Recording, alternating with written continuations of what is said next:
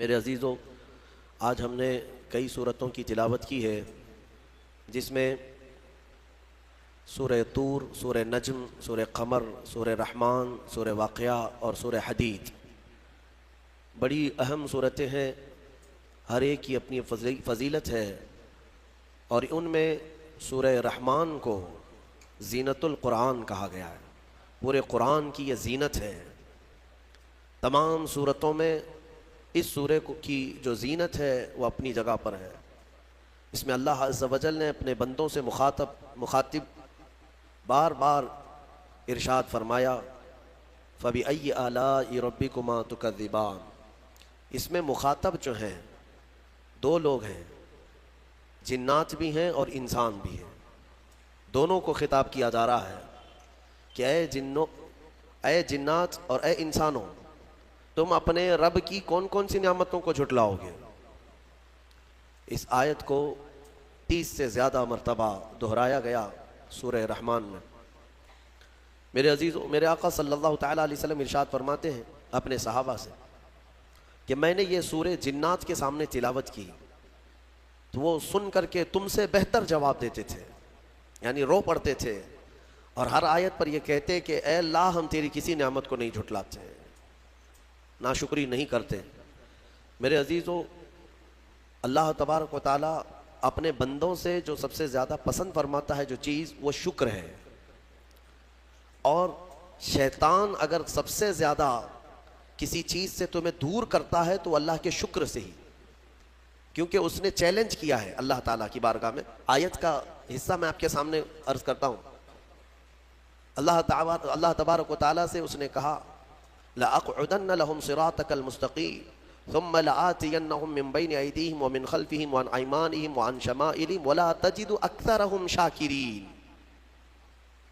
अल्लाह ताला से चैलेंज करते हुए कहता है शैतान कि मौला, तेरे रास्ते पर मैं बैठ जाऊंगा, सीधे रास्ते पर। जो भी उस पर चलेगा सीधे रास्ते पर, मैं कभी उसके दाएं जानिब से, कभी बाएं, कभी सामने से, कभी पीछे से आकर उसे ऐसा वरगलाऊंगा कि ऐ रब, तू अपने बंदों में शुक्र करने वाले नहीं पाएगा। शैतान भी किस चीज़ की वो कर रहा है चैलेंज में, शुक्र करने वाले नहीं पाएगा मौला तू। और अल्लाह ने कुरान में फरमाया, वह कलीलुम मिन इबादिय शकूर, मेरे बंदों में शुक्र करने वाले बहुत कम हैं, बहुत कम है। अब जब रहमान फरमा रहा है तो फिर ये जो इंसानों की तादाद है, क्वांटिटी है, इसमें अगर परसेंटेज निकाला जाए तो वो उंगलियों में गिने जाते हैं जो शुक्र करने वाले लोग। शुक्र इसकी अल्लाह तबारक व तआला ने फरमाया, तुम अगर शुक्र करोगे, लइन शकरतुम लअज़ीदन्नकुम, मैं ज्यादा दूंगा, वलइन कफरतुम इन अज़ाबी लशदीद, और अगर तुम नाशुक्री करते हो मेरी नियामतों की तो फिर समझ लो कि मेरा अजाब बहुत ही सख्त है। अल्लाह अज़्ज़ व जल इस चीज़ को सख्त नापसंद करता है कि उसकी नियामतों का कोई नाशुक्री करे। इसीलिए मेरे अजीज़ों, अल्लाह के हबीब सल्लल्लाहु तआला अलैहि वसल्लम जब दुआ करते थे तो यूं ये अर्ज़ करते थे कि मौला, तू अपने शुक्रगुजार बंदों में मेरा शुमार फरमा। समझ रहे आप, सब्र आसान है और शुक्र मुश्किल है, सूफिया ने फरमाया। हालांकि शुक्र में क्या करना क्या है, सब्र देखा जाए तो कठिन होता है, बर्दाश्त करना होता है। मुसीबत आई, खामोश रहना है। किसी चीज़ की कमी हो गई, खामोश रहना है, यही तो सब्र है। गुनाह की ख्वाहिश हुई लेकिन नहीं किया, यही सब्र है। सब्र देखा जाए तो मुश्किल है, लेकिन सूफिया कराम फरमाते हैं सब्र से ज्यादा मुश्किल शुक्र है। शुक्र है वो कैसे? कहा कि इसलिए कि जब खुशियां आती हैं तो आम तौर पर इंसान हर चीज भूल जाता है, उसे याद ही नहीं रहता कि देने वाले का मुझे शुक्र बजा लाना चाहिए, वो भूल जाता है। यही तो हमने देखा है। आप थोड़ा सा तज्जिया करके देख लें अपनी ज़िंदगी में, थोड़ा गौर व फिक्र करके देख लें।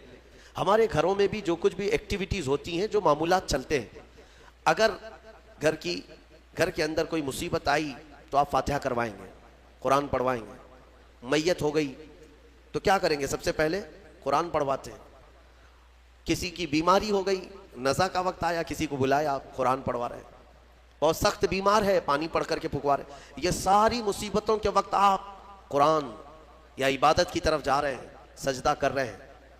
लेकिन कभी शादी हो रही है, घर में बच्चे का अकीका हो रहा है, वलीमा है, मंगनी है, इन सब मौके पर जो खुशियों के हैं, कब कुरान खानी होती है? कब कुरान पढ़ा जाता है? क्या रब्बे जुल जलाल की बारगाह में पहले से कोई शुक्राने की महफिल होती है? बहुत कम देखा गया। मौत पर, गम पर, बीमारी पर दुआएं मांगी तो जरूर जाती हैं, कुरान पढ़ा तो जाता है, लेकिन खुशियों के मौके पर बंदा भूल जाता है। इसीलिए सूफिया इकराम ने फरमाया शुक्र जो है ये मुश्किल है, और मुनाफिक शुक्र नहीं कर सकता। ये मोमिन को अता की हुई नेमत है शुक्र करना। शुक्र कैसे करेंगे आप? शुक्र करने का, शुक्र के बहुत सारे तरीके हैं। सिर्फ ये नहीं है कि जुबान से कह दिया अल्हम्दुलिल्लाह, बल्कि तुम्हारे हाथों पैर भी शुक्र बजा लाते हैं, तुम्हारी जुबान भी और तुम्हारा दिल भी। तीनों तरीके हैं शुक्र के। किसी की जुबान चलती ही नहीं तो क्या वो शुक्रगुजार नहीं है? लेकिन अगर अल्लाह रब्बुल इज्जत के हवाले अपने आप को कर दिया, दिल से वो कहता है कि मौला मेरा कुछ नहीं, सब तेरा है, वो दिल से कह रहा है, उसके दिल का शुक्र है। वो हाथ और पैर अगर इबादत के लिए उठाता है तो ये हाथों और पैरों की तरफ से अल्लाह का शुक्र है, और फिर जुबान से अगर कहता है तो ये जुबान का शुक्र है, अल्हम्दुलिल्लाह। और मेरे अजीजों, अल्लाह तबारक व तआला को शुक्र ही पसंद है, और शुक्र का जो सबसे बेहतरीन लफ्ज है वो क्या है? शुक्र करने का अल्लाह का सबसे बेहतरीन लफ्ज क्या है? अल्हम्दुलिल्लाह। यही है ना। आपको आदत डाली गई है कि किसी ने भी अगर आपसे पूछा कि तबीयत कैसी है तो आप क्या कहते हैं? अल्हम्दुलिल्लाह। चाहे सर दर्द हो ही रहा हो लेकिन आप कहते हैं अल्हम्दुलिल्लाह। ये शुक्र करने का सबसे बेहतरीन लफ्ज क्या है? अल्हम्दुलिल्लाह।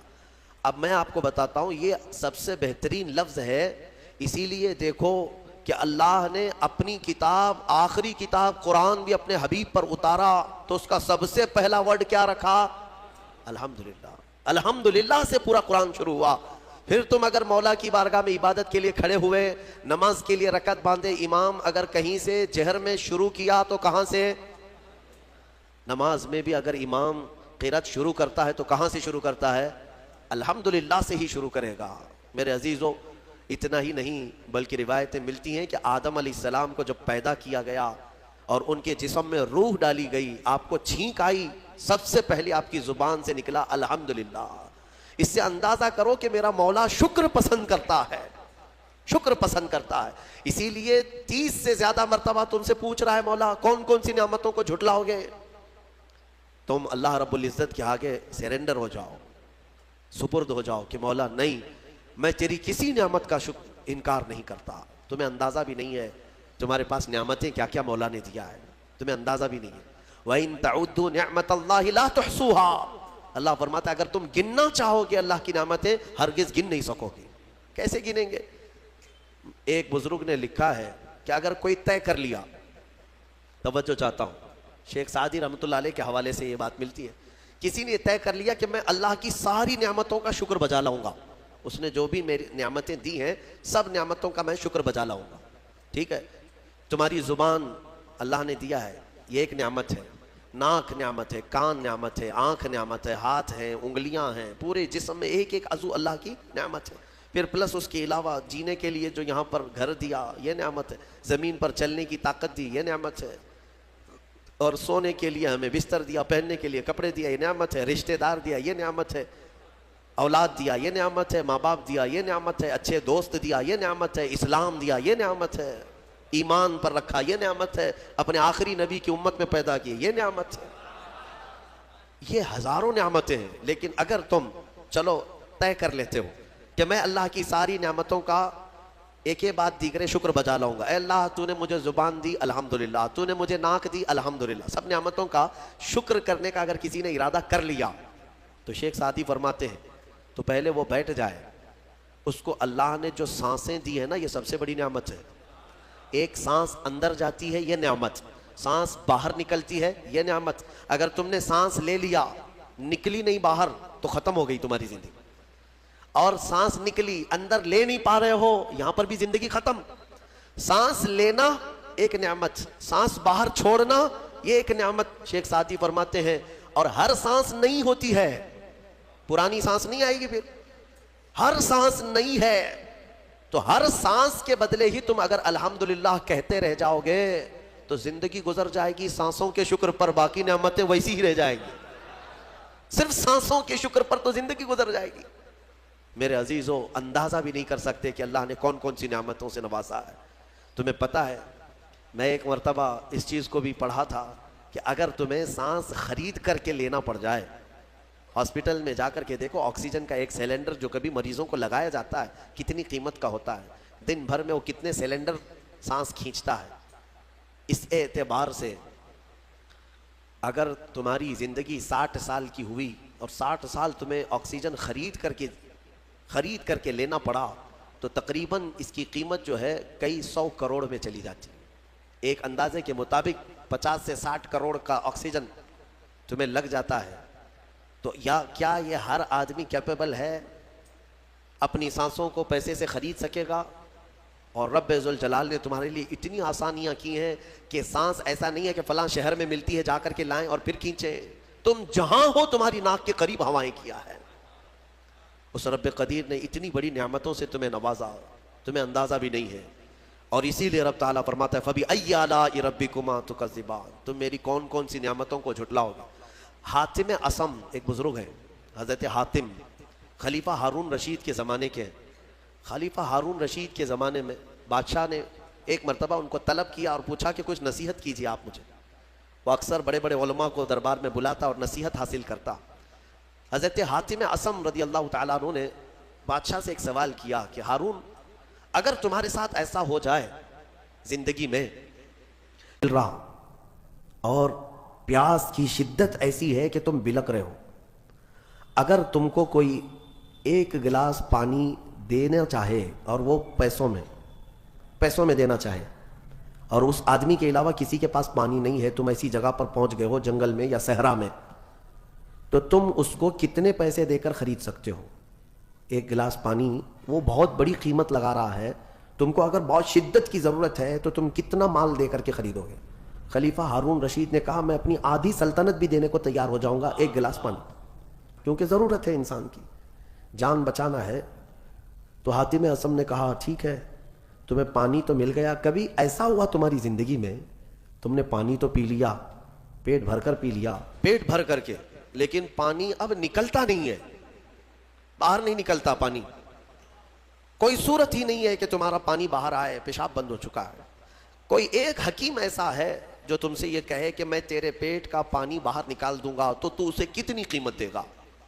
हारून रशीद ने कहा उसको भी मैं अपनी आधी सल्तनत दे दूंगा, मेरा पानी निकालता है। तो हज़रत हातिम असम ने फरमाया हारून, तेरी पूरी सल्तनत की कीमत एक गिलास पानी के बराबर है। अगर न मिले तो आधी सल्तनत और मिल जाए निकालने के लिए आधी सल्तनत, तो सोच वो रब्बे जुल जलाल बगैर किसी कीमत के रोज़ तुझे पिलाता भी है और रोज़ तेरे से निकालता भी है। कितनी बड़ी नेमत है तेरे लिए। मेरे अजीज़ों, मैं आपको एक चीज़ बताता हूँ, मेरे आका सल्लल्लाहु तआला अलैहि वसल्लम ने अपनी उम्मत को सबसे ज़्यादा अगर दुआएं सिखाई हैं तो वो शुक्र की दुआएं तलाश कर लेना। ये मेरे मुताले के एतबार से मैं आपको बता रहा हूँ। आप रोज़मर्रा की ज़िंदगी में जो चीज़ भी करते हैं उसमें अल्लाह का शुक्र है। मेरे आका ने सिखाया, आप खाना खाने के लिए बैठ रहे हैं, बिस्मिल्लाह पढ़ करके शुरू किए, खाना ख़त्म होने के बाद मेरे आका ने सिखाया है अल्हम्दुलिल्लाहिल्लज़ी अतअमना व सक़ाना व कफ़ाना व जअलना मिनल मुस्लिमीन। क्या है? तमाम तारीफ़ें उस अल्लाह के लिए, शुक्र है उस मौला का जिसने हमें खिलाया पिलाया और हमें हिदायत दिया और मुसलमान बनाया। खाने के बाद भी मेरे आका ने यही सिखाया, खाने के बाद तुम्हें करना क्या है, यही है। अच्छा, और नींद लग रही है, सोने के वक्त कहा बिस्मिल्लाह पढ़ करके सो जाओ, लेकिन सो करके उठते हो अगर नींद खुलती है तो मेरे आका फरमाते हैं ये पढ़ो अल्हम्दुलिल्लाहिल्लज़ी अहयाना बादमा अमातना। अल्हम्द से ही शुरू है, तमाम तारीफें उस अल्लाह के लिए जिसने एक मौत के बाद मुझे दोबारा उठाया है। आप क्या समझते हैं, नींद जो है मौत की बहन है। अगर कोई सोया मौला चाहे तो उसकी आखिरी नींद हो सकती है। बहुत सारे ऐसे हैं जो सोए और फिर उठ ही नहीं सके। नींद की हालत ऐसी होती है कि वो आधी मौत के बराबर है, उसको खबर नहीं होती, उसी में वो चला भी जा सकता है। और फिर जब तुम्हें बेदार करता है मौला तो ये नेमत है, बहुत बड़ी नेमत है कि तुम्हें मौत के मुंह में ले जाकर वापस ले आया। जब भी तुम उठते हो मेरे आका ने फरमाया शुक्र बजा लाओ। शुक्र है उस अल्लाह का, तमाम तारीफें उस अल्लाह की। बादमा अमातना अहयाना बादमा अमातना, हमें मौत देने के बाद दोबारा उठाया है, उस अल्लाह का शुक्र है। सो के उठो तो अल्हम्दुलिल्लाह। इतना ही नहीं मेरे अजीजों, मेरे आका सल्लल्लाहु ताला अलैहि वसल्लम फरमाते कपड़ा अगर पहन लिया तो भी पढ़ो अल्हम्दुलिल्लाहिल्लज़ी कसानी हादा, तमाम तारीफें उस अल्लाह के लिए जिसने मुझे ये जोड़ा पहनाया। हाँ, वरना अगर मौला ताला ना चाहे तो किसी जिस्म पर कपड़ा भी नहीं आएगा। वो रोज तुम्हें पहनाता है, तुम्हारे सतर को छुपाता है। इतना ही नहीं, मैं आपको बताऊं, इस्तिंजा के लिए भी जाते हो, पेशाब के लिए फरमाया गया कि बिस्मिल्लाह पढ़ करके तो जाना है और अल्लाह की पनाह मांग करके जाओ, बिस्मिल्लाह अल्लाहुम्मा इन्नी अऊज़ु बिका मिनल खुबुसी वल खबाइस। लेकिन जब तुम इस्तिंजा करके बाहर आते हो तो हुजूर ने फरमाया फिर ये कहो अल्हम्दुलिल्लाहिल्लज़ी अज़हब अन्निल आज़ा व आफ़ानी। वहां भी शुक्र है। किस बात का शुक्र है? तमाम तारीफें उस अल्लाह की, उसका शुक्र है जिसने अजियत देने वाली, तकलीफ देने वाली चीज को मेरे जिस्म से दूर किया। तुम्हें अंदाजा है जहर है ये जो अंदर इस्तिंजा जमा हो जाए तो आसानी से आज पेशाब कर लेते हो, आसानी से आज तुम हाजत कर लेते हो, पखाना हो जाता है, तो इसको यूं मत समझ लेना कि तुम्हारा कमाल है। ये रब ताला की हजार नेमतों में से एक नेमत है। अगर पेशाब तुम्हारा रुक गया, किडनी काम करना छोड़ देती है, आज जाओ हॉस्पिटलों में देखो डायलिसिस की मशीनों पर कितने मरीज सोए हुए हैं। तुम्हें पता है पेशाब अगर नहीं निकलता तो आज के ज़माने में नया एक इलाज है। डॉक्टर्स क्या करते हैं कि पानी जो है ये पेशाब पूरा खून में मिल जाता है और जहर बनता है जिस्म में। अगर एक दिन पेशाब नहीं हुआ तो पानी तुम्हारा जिस्म में भर जाएगा। इसी को क्रेटिनिन का लेवल बढ़ना कहते हैं। जहर भर जाता है। अब उसको निकाले कैसे? बाहर आता नहीं, बाहर आता नहीं। डॉक्टर उसके लिए डायलिसिस की मशीन बंद, उसको लिटाते हैं। क्या करते हैं? बड़ी मोटी मोटी 2 सुइयां यहाँ हलक में डालते हैं गर्दन के पास, या फिर हाथ से एक पाइप जिस्म का पूरा खून निकालता है और मशीन में डालता है, और मशीन फिल्टर करती है। दूसरे पाइप से फिल्टर किया हुआ खून अंदर जाता है और जो पानी है वो मशीन निकाल निकाल करके बाहर एक डब्बे में फेंकती रहती है। मेरे अजीज़ों, मैंने अपनी आंखों से देखा है, एक बार डायलिसिस करने के लिए 4 घंटे लगते हैं, 4 घंटे लगते हैं। और कई मरीज ऐसे हैं जिनको हफ्ते में 3-3 मरतबा ये करना पड़ता है, और डॉक्टर उनको 1 बोतल पानी देता है। लिमिटेड पानी पीना, पूरे 2 दिन में 1 लीटर से ज्यादा पानी मत पियो। अल्लाह, चाह करके वो पानी नहीं पी पाते, चम्मच से पानी पीते हैं, ढक्कन से पानी पीते हैं कि ज्यादा हो गया तो जिस्म में निकलने की जगह नहीं है। खैर, ये तो डॉक्टर्स ने पेशाब निकालने के तरीके तो अपना लिए मेरे अजीज़ों, लेकिन अगर पखाना नहीं निकला तो अब तक उसके इलाज भी नहीं मिलते। खा लिया आपने, अगर ये गलाजत नहीं निकल पाई तुम्हारे अंदर तो पूरे जिस्म में ये जहर बन करके फैल जाएगा, मौत का सबब बन जाता है। जब हम बैतुल खला में जाते हैं और पेशाब पाखाना करके निकलते हैं तो तुम्हें क्या लगता है मेरे अजीज़ों? ये अल्लाह की हज़ारा नेमतों में से एक नेमत है कि अज़ियत देने वाली चीज़ को उसने हमारे जिस्म से हटाया है। इसीलिए मौला फरमाता है फबी अय्यि आलाइ रब्बिकुमा तुकज़्ज़िबान, तुम मेरी कौन कौन सी नेमतों को झुटलाओगे। अच्छा, ये तो निकलने वाली बात मैंने किया ना, निकलने वाली बात। लेकिन तुम्हें पता है, तुम्हें अगर खाने के लिए भूख ना लगे तो कुछ नहीं कर सकोगे। खाने की ख्वाहिश होना ये अल्लाह की नेमत है, भूख लगना ये अल्लाह की नेमत है। अच्छा, ये भी मैं आपको बता दूं, भूख लगती नहीं है किसी को तो ये मुसीबत है, खा ही नहीं सकता, बगैर भूख के वो अंदर ले भी नहीं सकता लुकमा। ये रब तबारक व तआला की तरफ से निजाम रखा गया है, वो भूख लगती है वो खाता है। और एक बात मैं बता दूं, एक बड़ी बीमारी है दुनिया की, भूख तो बहुत लगती है, आदमी खाए जाता है लेकिन पेट भरता नहीं, सैराबी नहीं होती, शिकम सैर नहीं होता। ये बीमारी है हैजे की बीमारी। इस बीमारी में हज्जाज बिन यूसुफ मर गया। हाँ, बड़ा गवर्नर था, जानते हैं, भूख इतनी लगती थी उसको कि एक मर्तबा एक गाय पूरी ज़बह करके भून करके उसको खिलाई गई, पेट नहीं भरा, ख्वाहिश अभी भी बाकी है, भूख अभी भी है, और कुछ खिला दो, और कुछ खिला दो।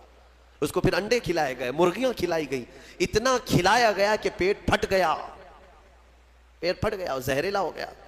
आपको क्या मैं बताऊं, पेट 4 लुकमे खाने के बाद, किसी को 10 लुकमे खाने के बाद ऐसा लगता है ना पेट भर गया, अल्हम्दुलिल्लाह पेट भर गया। ये जो शिकम सैर आपको लगता है ये अल्लाह की नेमत है। कुछ लोगों को ये बीमारी है कि तुम उनको 4 किलो भी अंदर कुछ डाल दो तो यहाँ की जो चाहत है वो नहीं जाएगी। हाँ, ख्वाहिश नहीं खत्म होगी। इसी तरह प्यास लगना अल्लाह की नियामत है और प्यास का बुझ जाना ये भी नियामत है। सकरात के वक्त में फरमाया गया करे एक नदी पानी भी उसको पिलाया जाए तो ये हलक नहीं सूखेगा, प्यास बाकी रहेगी, और पानी और पानी और पानी। तुम अंदाजा कर सकते हो, एक गिलास पानी पीने के बाद अगर ठंडक लगी, हाँ पेट भर गया, प्यास बुझ गई, नियामत है अल्लाह की ये। और एक बीमारी ये है कि उसके अंदर एक बाल्टी पानी भी डाल दिया जाए तो हलक नहीं सूखता, प्यास बुझती नहीं है, फिर जुबान चिपकने लगती है, जुबान चिपकने लगती है, हलक सूखने लगता है, ये बीमारी है। मेरे अजीजों, मैं तो सिर्फ तुम्हारे जिस्म की नियामतें गिना रहा हूं, तुम्हें अंदाजा भी नहीं है। अभी चंद दिनों कबल मैंने अपने बच्चों के सामने भी एक बात अर्ज किया था। मैं 1-2 साल कबल शायद एक मुताले में था, किसी चीज़ की स्टडी में, एक नई चीज़ मेरे मुताले पे आई थी। एक साहब कई दिनों से वो बीमार रहते थे, उनको होता क्या था, चलते थे तो अचानक टेढ़े हो जाए और ऐसा लगे कि दीवार गिर रही है, रोड पे चले तो ऐसा लगे कि ये गाड़ी मेरे ऊपर गिरेगी। हाँ, ये एक बीमारी है। आप वो जमीन पर खड़े होते हैं, 2 पैरों से खड़े होते हैं ना, बैलेंस कैसे रहता है तुम्हारा? ये चाहे मोटे हो तगड़े हो लेकिन सीधे तो खड़े रहते हो। और चलते हो तो क्या एक तरफ झुक झुक के चलते हो, कभी इधर कभी उधर नहीं, हवाएं चाहे जितनी भी आए आप सीधे चलते हैं। ये कौन है जो तुम्हारे बैलेंस को मेंटेन किया हुआ है? सिर्फ 2 टांगों पर तुम्हारे पूरे वजन को किसने कायम रखा है?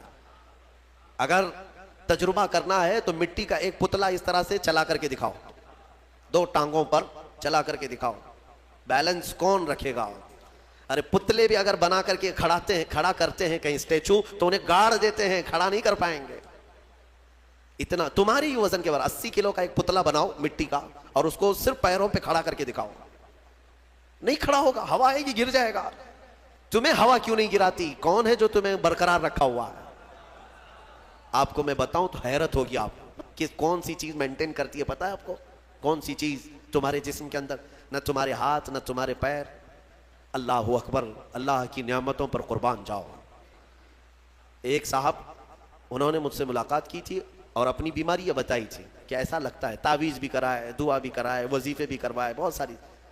एक माहिर दानिश्वर थे, उन्होंने मुझसे ये कहा कि मौलाना मसला ये है कि हमारे दोनों कानों के बीच में एक छोटा सा पारा, एक कतरा होता है पारे का, लिक्विड पारा। देखें आप बीपी चेक करने के वक्त जो चढ़ता उतरता है मशीनों पे, उस तरह का एक हल्का सा एक लिक्विड कतरा हमारे दोनों कानों के बराबर बीचों बीच होता है, और वो कतरा है जो पूरे बैलेंस को मेंटेन करता है।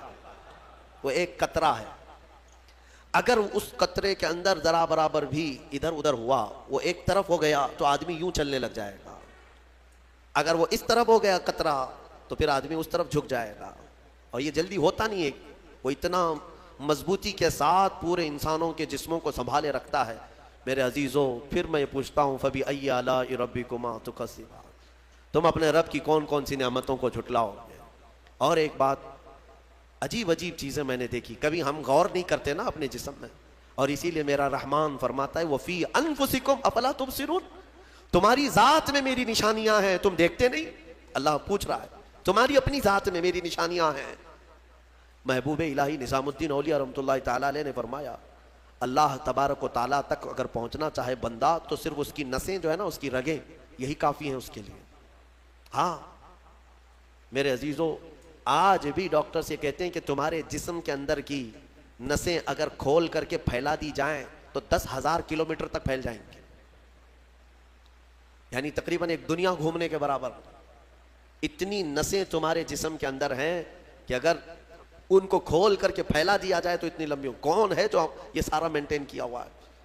और हर नस में वो खून को दौड़ाता है और फिर वापस पहुंचाता है दिल तक। एक चीज़ मैं जो कह रहा था वो ये है, अजीब सी चीज़ है। एक साहब ने फरमाया कि एक बीमारी है कि ये एक साहब हैं कि उनकी आंखों की पलक बंद ही नहीं होती। उस पर तहकीक की गई। मेरे अजीज़ों, कितनी छोटी चीज़ लगती है। आप पलकें झपकाते हैं ना, आपके इख्तियार में नहीं, और बहुत हल्की सी है, यूं किया बंद हुई, यूं किया खोल दिया, आंखें बंद हो रही खुल रही है। आपको पता है इसके अंदर क्या चीज़ है? कहा कि एक बहुत हल्का स्प्रिंग है इन पलकों के भी ऊपर। बाकी सब जगह इस तरह अपने आप नहीं होते हैं कि खुद से जो है बंद हो रही हो खुल रही हो। कान क्या इस तरह करता है हमारा, उठ गया अपने आप, बैठ गया अपने आप। ये हल्की सी पलकों की जो चमड़ी है नीचे आती ऊपर जाती है, नीचे आती ऊपर जाती है, क्या चीज है इसमें? तो एक साहब ने हमें बताया कि बहुत हल्का स्प्रिंग होता है, अगर वो स्प्रिंग खत्म हुआ किसी का तो बिल्डोजर से भी खींच करके बंद नहीं कर सकोगे। इन पलकों की छोटी सी चमड़ी को खींच करके भी बंद नहीं कर सकोगे, वो बंद नहीं होगी फिर। इसीलिए मुर्दों को देखो, अगर किसी की आंखें बंद नहीं किया आपने मौत के बाद, वो खुली रह गई, तो फिर आप घंटों खींच खींच के उसकी आंख बंद करो, बंद नहीं होगी, नहीं होगी। क्योंकि मौत के बाद ये सारा हिस्सा खत्म हो गया। और मरे हुए आदमी को आंखें बंद है उसकी, आपने बंद किया, फिर उसके 1-2 घंटे के बाद उसकी पलकें उठा करके दिखा दो, खोल करके दिखा दो उसकी आंखें। सारे लोग मिल करके भी उसकी आंखों की पलकों को खोल नहीं सकेंगे। मेरे अजीजों, है तो बहुत हल्की सी चीज, लेकिन तुम्हें पता है इसकी मानवियत कितनी है, इसकी मानवियत कितनी है। यह बात मैं क्यों कह रहा हूं, एक साहब को यह बीमारी की वजह से, इस बीमारी की वजह से वो पागल हो गए। क्या बीमारी थी कि पलक झपक नहीं रही है, बंद नहीं हो रही है, और बंद नहीं हो रही है तो नींद नहीं आती। जैसे नींद आएगी तो आंखों का ऑटोमेटिक बंद होना है, और आंख बंद नहीं हो रही तो सोएगा कैसे। और नस होने की वजह से वो मेंटली खत्म हो गया, पागल हो गया, और अब तो शायद मर भी गया होगा। ये काफी 2-3 साल पहले की बात में, हम अंदाजा भी नहीं करते कि इतनी छोटी छोटी चीजें। मेरे अजीजों, हमारे बाल जो जिस्म में है, एक रुआं भी इसका बाल का, ये अल्लाह की नेमत है। आप देखें, एक बाल भी निकल गया तो फोड़ी आ जाती है, उसकी कीमत बताने के लिए कि ये यूं ही अल्लाह ने नहीं दिया तुमको, यूं ही नहीं। एक खातून को मैंने देखा था, छोटी सी लड़की थी वो, उसके सिर्फ ये आंखों के ऊपर की भवें नहीं थी और बाल कुछ भी नहीं थे, जिसकी वजह से वो इतनी डरावनी लगती थी कि बच्चे देख करके भाग जाते थे। सिर्फ ये आंखों के बाल नहीं थे, और वो चेहरा छुपाई रहती। बहुत बड़ी टैलेंटेड बच्ची, पढ़ने में लिखने में सारी चीज़ों में बहुत अच्छी, लेकिन इसकी वजह से वो चेहरा छुपाई रहती। उस दिन मुझे महसूस हुआ कि अगर एक भी चीज़ हमारी इधर उधर हो जाए तो इंसान का सारा जमाल ख़त्म हो जाता है। इसीलिए मेरे अजीज़ों, अल्लाह ने जो चीज़ें तुम्हारे पास आज दी हैं, शुक्र बजा लाओ, अल्लाह का शुक्र बजा लाओ। और सूरह रहमान आज तुमने सुना है, बार बार मौला की बारगाह में अर्ज करो, मौला हम तेरी किसी नेमत को नहीं झुटलाते, हर नेमत पर तेरा शुक्र बजा लाते हैं। मैं अपनी गुफ्तगू को समेटते हुए आखिर में एक हदीस सुना देता हूँ। अल्लाह के हबीब सल्लल्लाहु तआला अलैहि वसल्लम ने इरशाद फरमाया, आज ही मैंने दरस कुरान में भी सुनाया था। हुजूर अकरम सल्लल्लाहु अलैहि वसल्लम ने फरमाया, 3 चीज़ों को गनीमत जानो, 3 चीज़ों के आने से पहले पहले। वो 3 चीज़ें क्या हैं, तवज्जो से सुनो।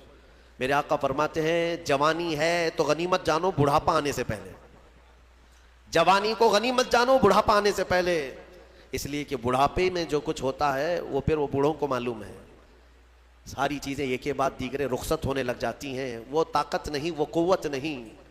बुढ़ापे में बहुत ख्वाहिश तो होती है करने की, लेकिन कर नहीं सकता। इसीलिए जवानी को गनीमत जानो। ए नौजवानों, अय्याशी में बर्बाद करोगे तो पछताओ।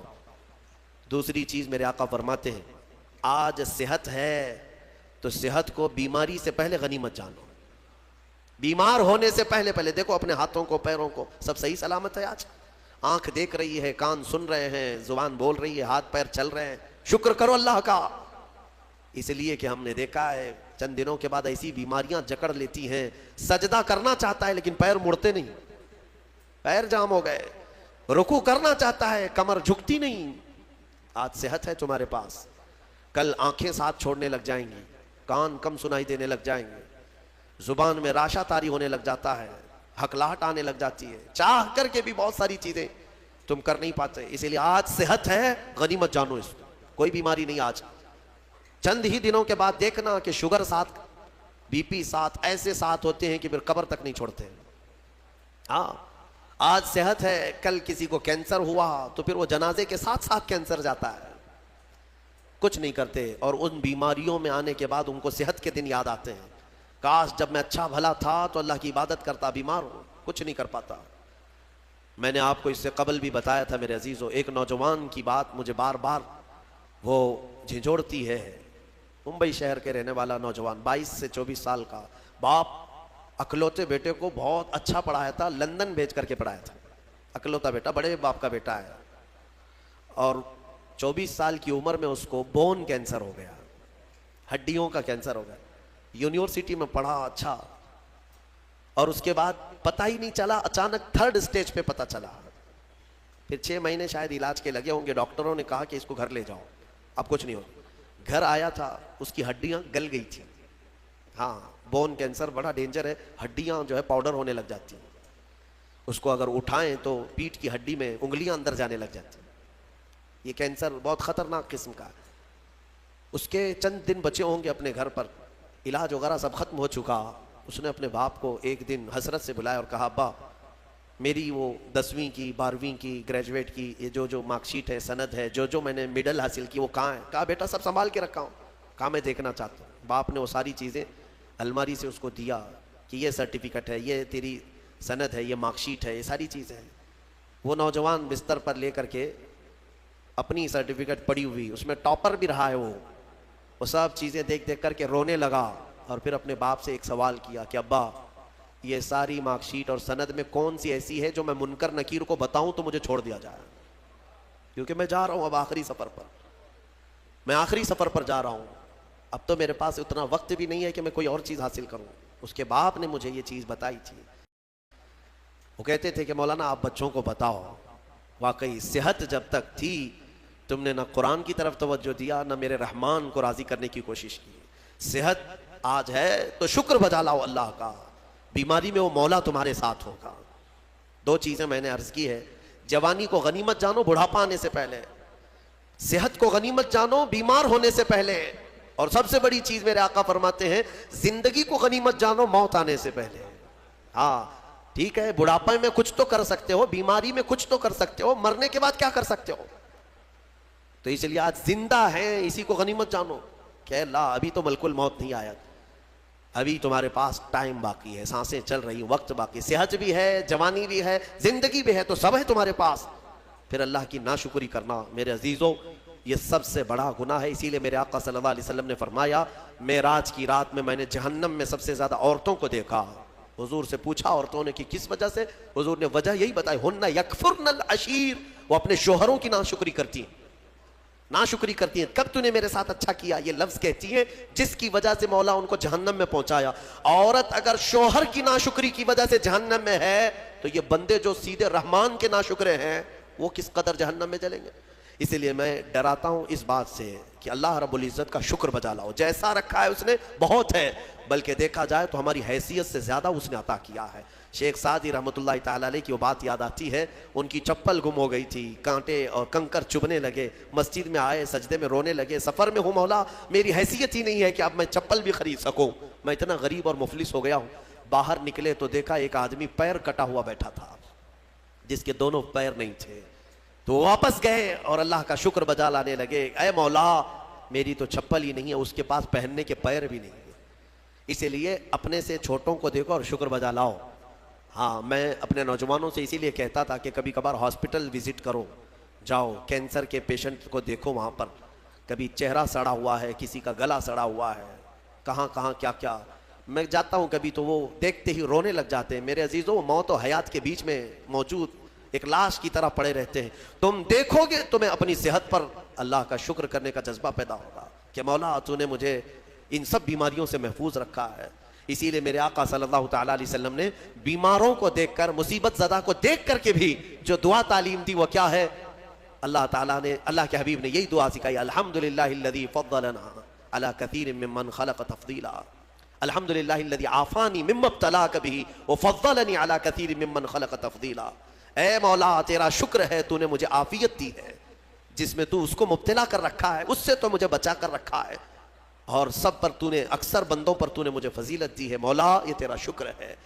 इसीलिए मैं कहूँगा फ़बी अय्यि आलाइ रब्बिकुमा तुकज़्ज़िबान, ऐ इंसानों और जिन्नात तुम अपने रब की कौन कौन सी नेमतों को झुटलाओगे? अगर झुटलाओगे तो फिर पकड़ होगी। मौला करीम की बारगाह में अर्ज़ करो, मौला हमारी हर सांस के बदले तेरा करोड़ करोड़ शुक्र एहसान है, और सबसे बड़ा तेरा इनाम और तेरा शुक्र यह है कि मौला हमें लायक न होने के बावजूद तूने अपने महबूब